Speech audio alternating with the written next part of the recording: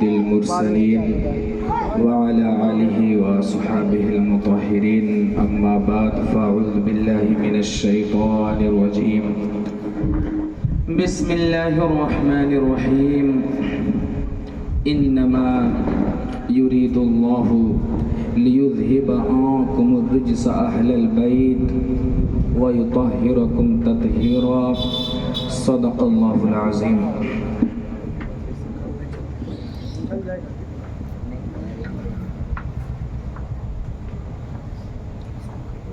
منبر پر تشریف فرما علماء کرام، اس میں سے بالخصوص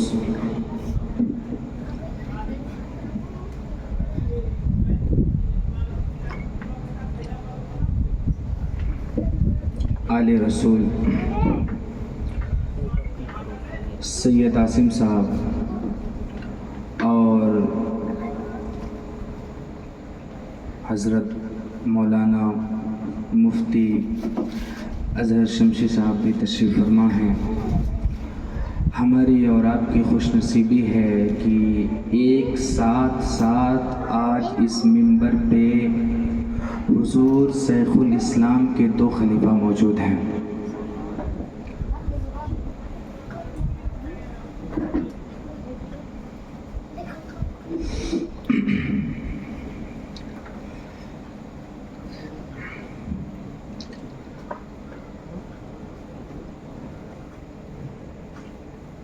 آئیے ہم اور آپ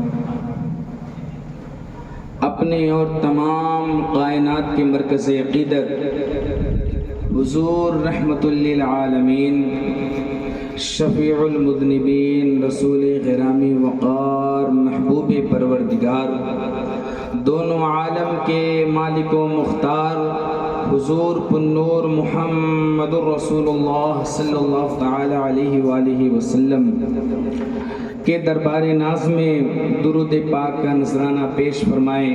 اللہم صلی علی سیدنا مولانا محمد بارک وسلم صلی علیہ صلاۃ وسلام علیک یا رسول اللہ صلی اللہ تعالی علیہ وآلہ وسلم.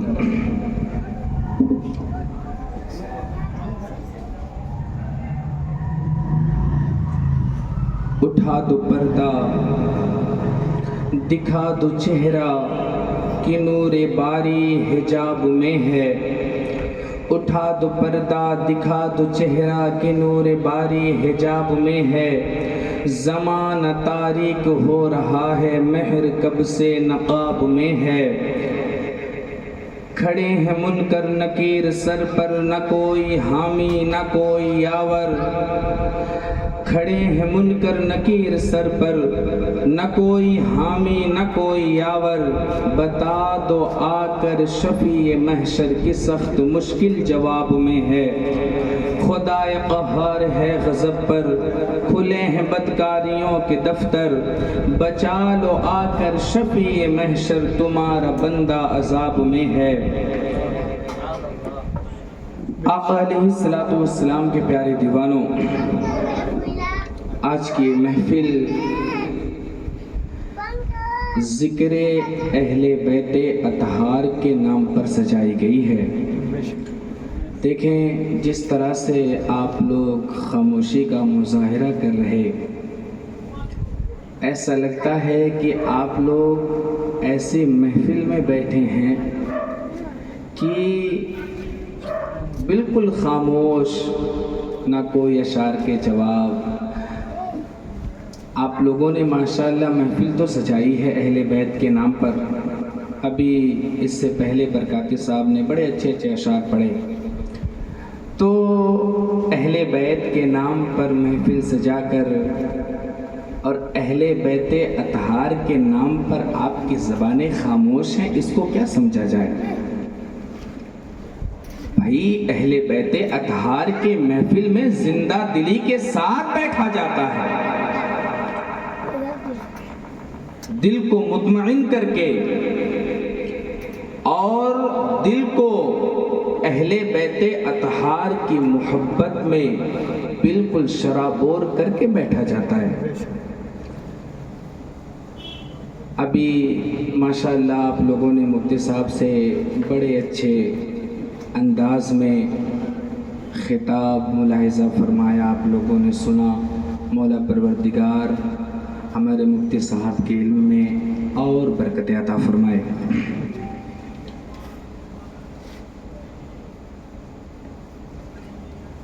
چونکہ آج بالخصوص کر کے حضرت خلیفۃ المسلمین امیر المومنین حضرت امام حسن مجتبی رضی اللہ تعالی عنہ کا بالخصوص ذکر ہے۔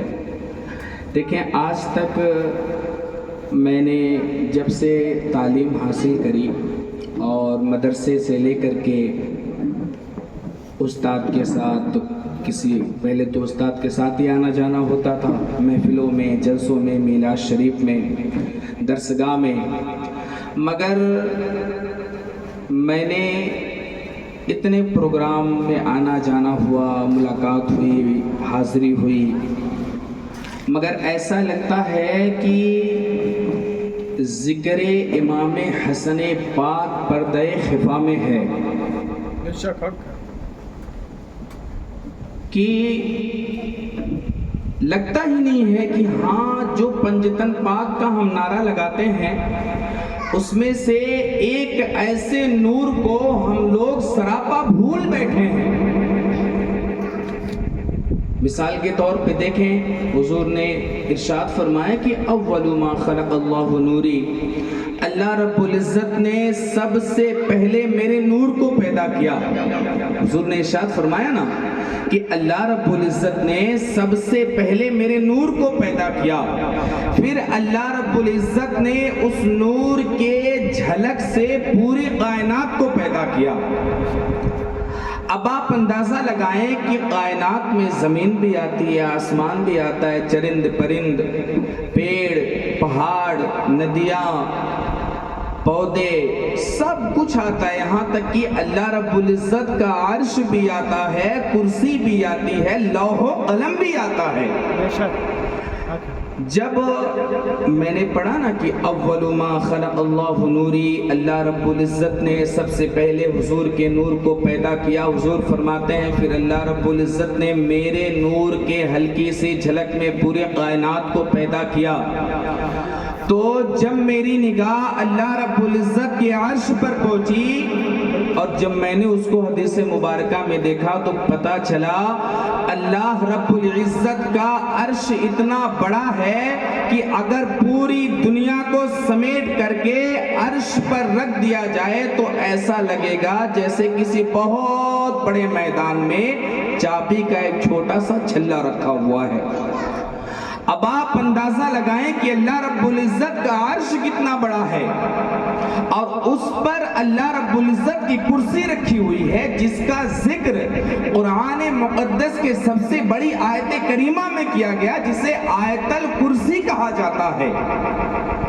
اب آپ سوچیں ذرا، آیت الکرسی کی شان یہ ہے اگر صبح پڑھ لیا جائے تو شام تک 2 فرشتے حفاظت کرتے ہیں، اور اگر شام کو پڑھ لیا جائے تو صبح تک 2 فرشتے حفاظت کرتے ہیں، اگر سفر میں جاتے ہوئے پڑھ لیا جائے تو 2 فرشتے ہماری حفاظت کے لیے ساتھ کر دیا جائیں۔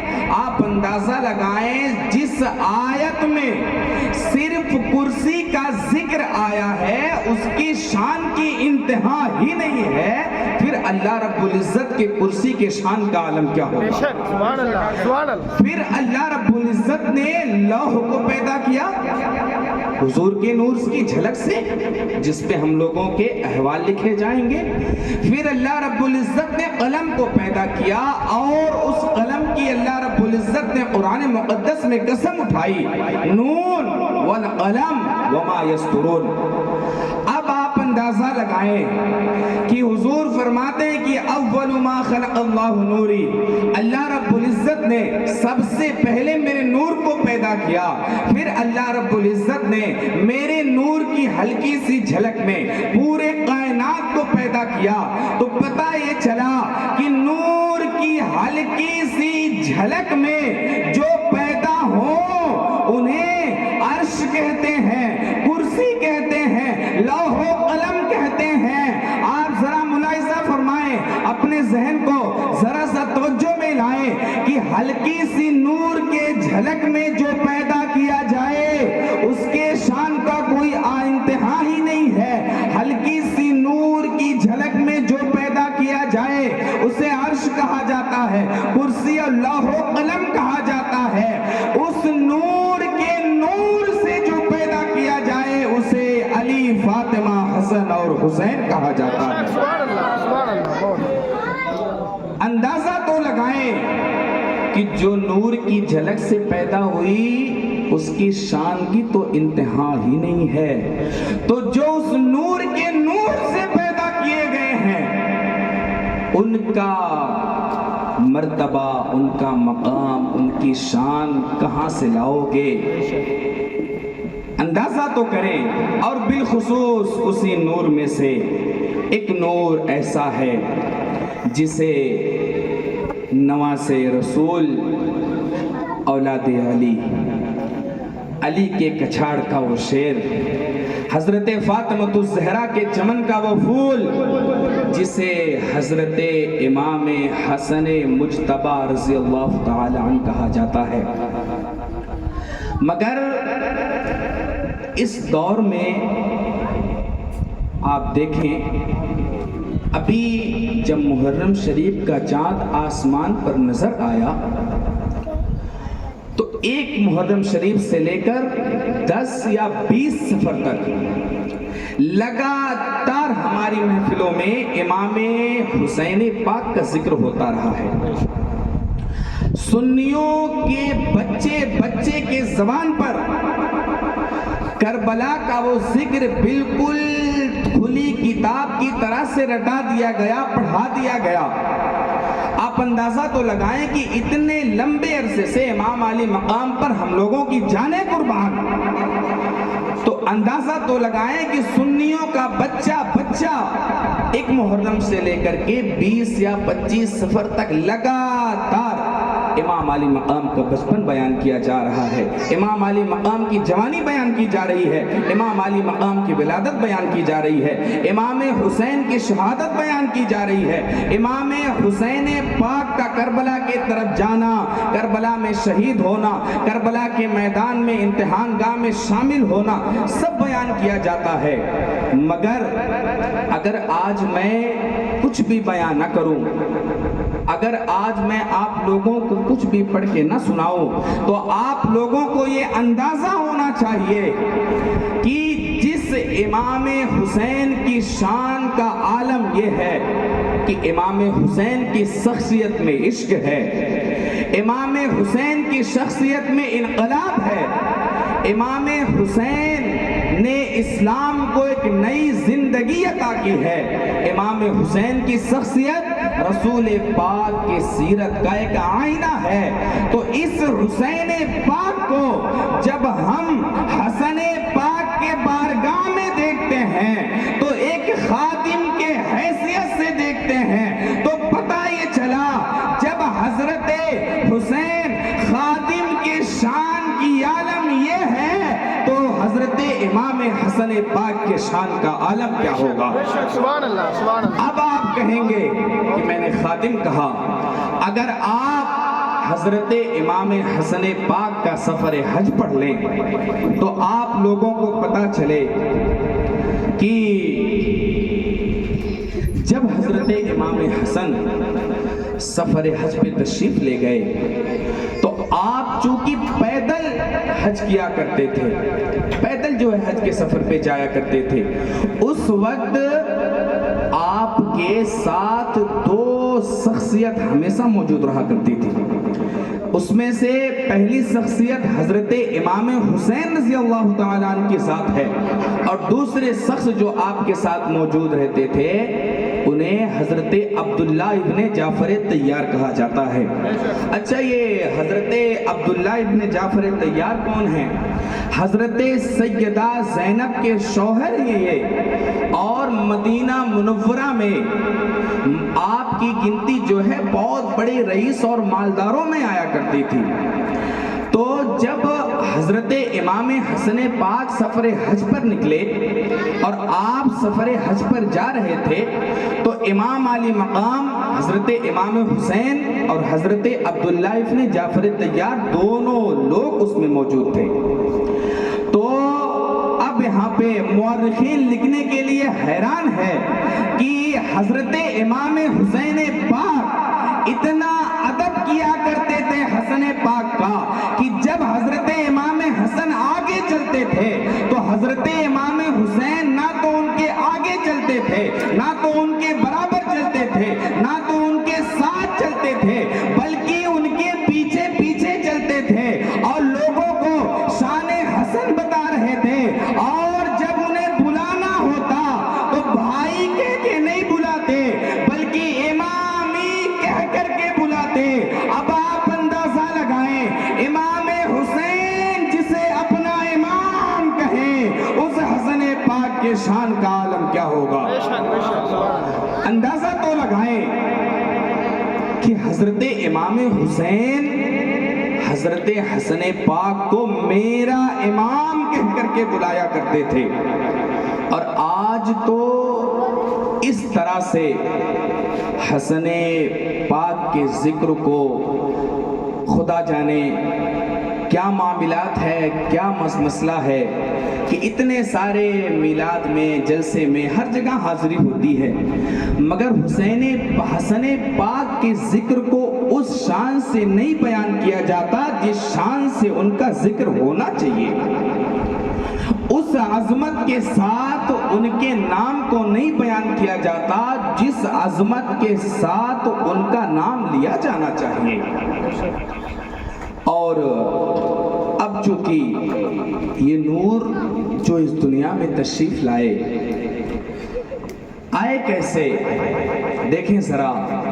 ابھی تو اگر دیکھا جائے تو کتنے لوگ کو یہ بھی نہیں پتا ہوگا کہ حضرت امام حسن پاک حضرت امام حسین کے بڑے بھائی بھی ہیں, کیونکہ جس طرح سے پردہ خفا میں رکھ کر کے امام حسن کے ذکر کو لوگوں نے بالکل ایک دم ہمارے جلسوں سے, ہمارے میلاد سے, بس ہاں صلح تک لوگ بیان کرتے, صلح کے بعد سے امام علی مقام کو بالکل لوگ بھول ہی چکے ہیں.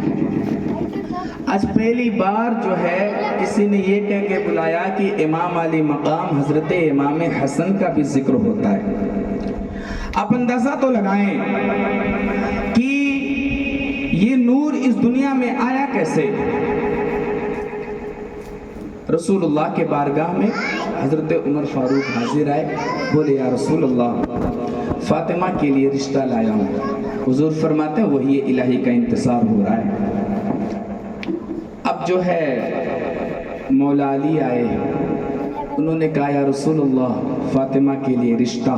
حضور فرماتے ہیں تب تک حضرت جبریل علیہ السلام حاضر آئے اور انہوں نے کہا کہ یا رسول اللہ آپ علی اور فاطمہ کا نکاح کر دیں, کیونکہ ان کا نکاح اللہ رب العزت نے پہلے ہی عرش پر کر دیا ہے. تو شاعر نے بڑے خوبصورت انداز میں کہا کیا کہ رب نے حیدر کو چنا, رب نے حیدر کو چنا سیدہ زہرا کے لیے, رب نے حیدر کو چنا سیدہ زہرا کے لیے. ایسی دلہن ہو تو پھر, ایسی دلہن ہو تو پھر ایسے ہی پر ہوتے ہیں, ایسی دلہن ہو تو پھر ایسے ہی پر ہوتے ہیں. رب نے حیدر کو چنا.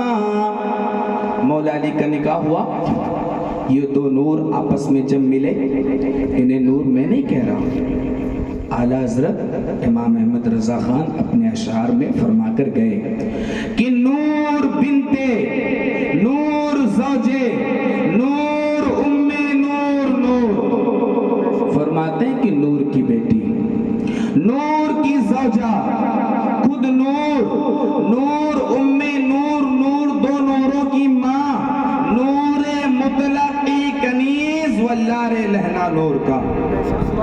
تو جب یہ دو نور آپس میں ملے تب پھر ان جب دو نوروں کی ملاقات ہوئی تب ان دو نوروں کے ملنے سے ایک نور کی ولادت ہوئی، اور جب اس نور کی ولادت ہوئی تو حضور کو خبر ملی، حضرت جبریل آئے، یا رسول اللہ آپ کے شہزادی کے گھر پہ شہزادے آئے ہوئے ہیں۔ حضور تشریف لے گئے۔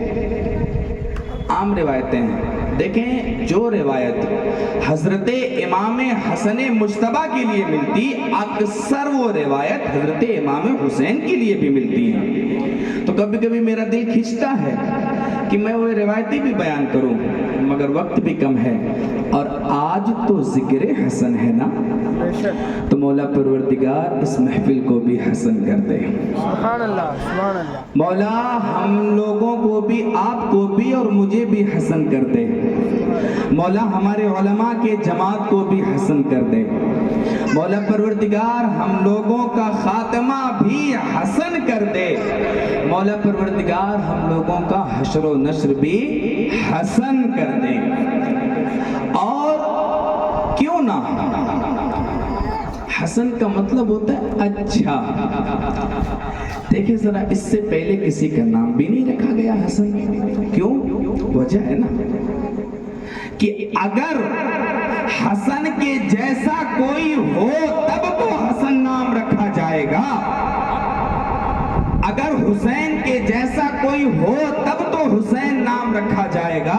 آج کچھ بدبخت لوگ ہیں جو معاذ اللہ کہتے تھے کہ حضور ہماری طرح نواسوں کی طرح سے تو کوئی ہو ہی نہیں سکتا، تو نانا کی طرح کہاں سے ہو جاؤ گے؟ کسی شاعر نے کہا نہیں کی، مجھ کو اچھا نہیں لگتا کوئی ہم نام تیرا، مجھ کو اچھا نہیں لگتا کوئی ہم نام تیرا، کوئی تجھ سا ہو تو تجھ سا ہی نام بھی تو رکھا جائے۔ اور اسی پہ شاعر نے کہا کہ نانا ایسا ہو تو ہوتے ہیں نواسے ایسے، نانا ایسا ہو تو ہوتے ہیں نواسے ایسے، ایسی مادر ہو تو پھر، ایسی مادر ہو تو پھر ایسے ہی پسر ہوتے ہیں، ایسی مادر ہو تو پھر ایسے ہی پسر ہوتے ہیں۔ اندازہ تو لگائیں، امام حسن پاک کی ولادت ہوئی، حضرت ابو ہریرہ رضی اللہ تعالی عنہ ارشاد فرماتے ہیں کہ جب بھی رسول اللہ کہیں سفر سے واپس آتے تو سب سے پہلے حضور فرماتے کہ بچہ کہاں ہے۔ اب جب حضور فرماتے کہ بچہ کہاں ہے تو حضرت امام حسن پاک کو لا کر کے حضور کے بارگاہ میں پیش کر دیا جاتا۔ تو مجھے تعجب ہوا کہ مدینہ میں بچوں کی تو کمی نہیں تھی، پھر جب حضور فرماتے کہ بچہ کہاں ہے تو صرف حضرت امام حسن پاک کو ہی کیوں لایا جاتا تھا؟ تو پتہ چلا کہ بچے سے مراد حضرت امام حسن پاک کی ذات ہی لی جاتی تھی۔ حضرت ابو ہریرہ فرماتے ہیں کہ ایک دن رسول اللہ بنو قانقہ کے علاقے سے تشریف لائے، حضور فرماتے ہیں کہ بچہ کہاں ہے؟ حضرت امام حسن پاک کو لا کر کے حضور کے بارگاہ میں پیش کر دیا گیا۔ حضور پاک نے انہیں اپنی گود میں اٹھایا۔ حضرت ابو ہریرہ فرماتے ہیں کہ میری نگاہ دیکھ رہی کہ امام حسن حضور کے بارگاہ میں حضور کے گود میں موجود ہیں، اور پھر حضرت امام حسن حضور کے داڑھی مبارک پہ اپنی انگلی ڈال کر کے کھیلنے لگے۔ مجھے تعجب ہوا کہ بڑے بڑے کتب، بڑے بڑے ابدال، بڑے بڑے مجدد، اپنے دور کے غوث حضور کے نالین پاک کا صدقہ ڈھونڈتے ڈھونڈتے دنیا سے تشریف لے کر چلے گئے۔ حسن آپ کی شان کتنی نرالی ہے کہ آپ آپ جو ہے اس رسول کے گود میں بیٹھ کر کے اس رسول کے داڑھی مبارک سے کھیل رہے ہو. شان تو دیکھیں. ابو ہریرہ فرماتے ہیں حضرت امام حسن پاک حضور کے داڑھی مبارک سے کھیل رہے تو حضور نے کیا تھوڑا ان کو اوپر لیا. اوپر لینے کے بعد حضور پاک نے ان کے لبوں کو چومتے چومتے حضور پاک نے اپنی نبوت والی زبان ان کے منہ میں ڈال دی, داخل فرماتے. اب آپ ذرا ٹھہریں. یہ وہی نبوت والی زبان ہے اور یہی لعاب شریف ہے کہ اگر مکہ کے کھارے کنویں میں حضور کا لعاب پڑ جائے تو وہ کنواں قیامت تک کے لیے میٹھا کر دیا جائے. یہ وہی لعاب مصطفیٰ ہے کہ اگر سوکھے کنویں میں لعاب مصطفیٰ ڈال دیا گیا تو پورا کنواں پانی سے لبالب بھر گیا. یہ وہی لعاب مصطفیٰ ہے کہ اگر مولا علی کے آنکھ میں جائے تو آشوب چشم ہمیشہ کے لیے ٹھیک ہو جائے. یہ وہی لعاب مصطفیٰ ہے. حضرت ابو بکر کے سانپ کاٹنے کی جگہ پہ جائے تو سانپ کا زہر ختم ہو جائے. یہ وہی لعاب مصطفیٰ ہے. جابر کے آٹے میں جائے تو برکت اتنی زیادہ ہو جائے کہ پورا کا پورا لشکر روٹی کھا لے. یہی لعاب مصطفیٰ ہے کہ جابر کے ہانڈی میں چلا جائے تو پورا کا پورا لشکر شیراب ہو جائے. مجھے حیرت ہوئی کہ حضور نے کسی کو اتنا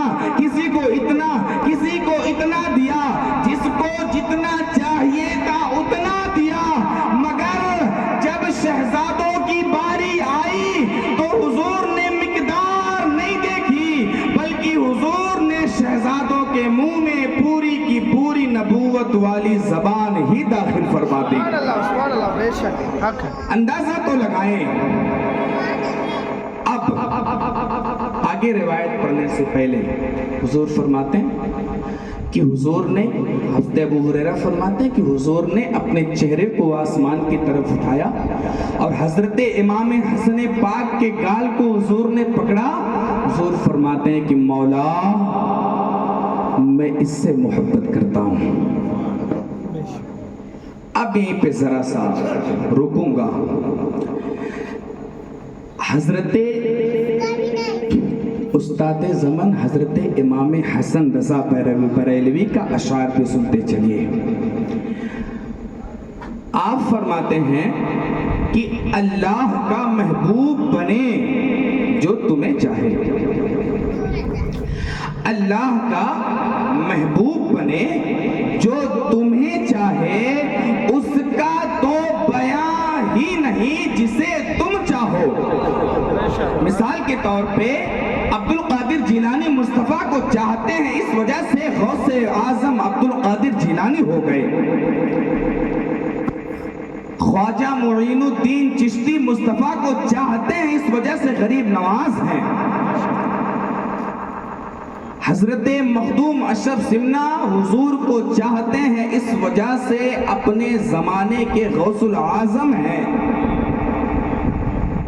وارث پاک حضور کو چاہتے ہیں, اس وجہ سے وارث پاک ہیں. صابر پیا کلیری حضور کو چاہتے ہیں, اس وجہ سے اپنی نماز جنازہ خود آ کر کے پڑھاتے ہیں.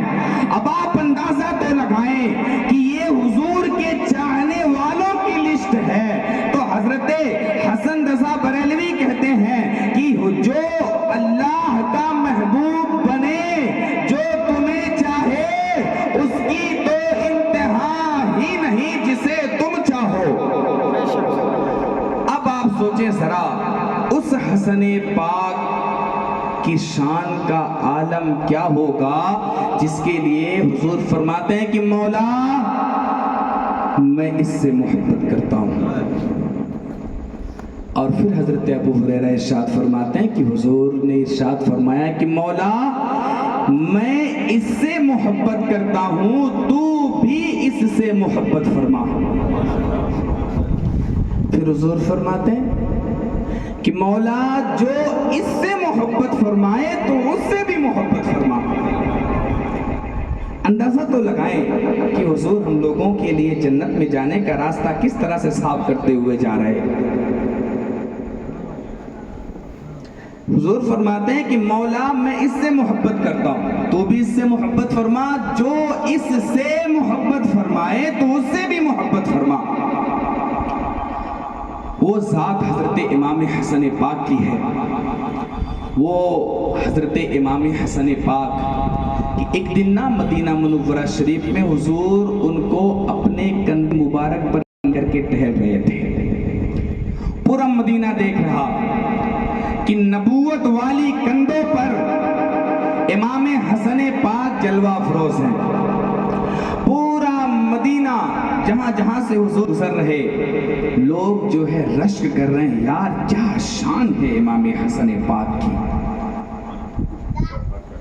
اندازہ تو لگائیں کہ اگر حضور کے نالین کا صدقہ اگر کسی کو نصیب ہو جائے تو ان کے شان کی انتہا ہی نہیں ہے، تو جو حضور کے کندھے پہ موجود ہیں، سراپا بیٹھے ہوئے ہیں، حضور ان کو اپنے کندھے پہ بٹھا کر کے مدینہ شریف کی گلیوں میں ٹہل رہے، اس حسن پاک کے شان کا عالم ہوگا۔